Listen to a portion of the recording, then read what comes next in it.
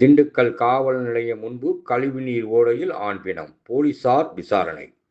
திண்டுக்கல் மாநகராட்சிக்குட்பட்ட ஆரம் காலனி பகுதியில் நகர் மேற்கு காவல் நிலையம் உள்ளது. இந்த காவல் நிலைய வாயில் முன்பாக சுமார் 5 அடி ஆழமுள்ள கழிவுநீர் ஓடை செல்கிறது.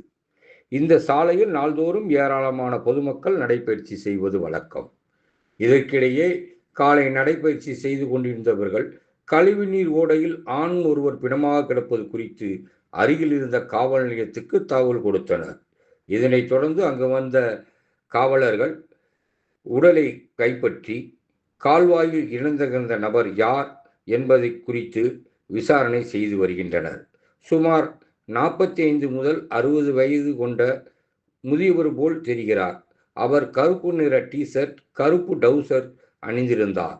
உடலை கைப்பற்றிய போலீசார் பிரேத பரிசோதனைக்காக திண்டுக்கல் அரசு மருத்துவக் கல்லூரி மருத்துவமனைக்கு அனுப்பி வைத்தனர். அந்த நபரை யாரேனும் கொலை செய்து மர்மமான முறையில் தூக்கி வீசி சென்றார்களா என்ற கோணத்தில் நகர் மேற்கு காவல் நிலைய போலீசார் விசாரணை செய்து வருகின்றனர். ஒரு நிமிஷம் பிடிங்க, நான் அந்த செல்லை மட்டும் எடுத்துட்டு வரேன்.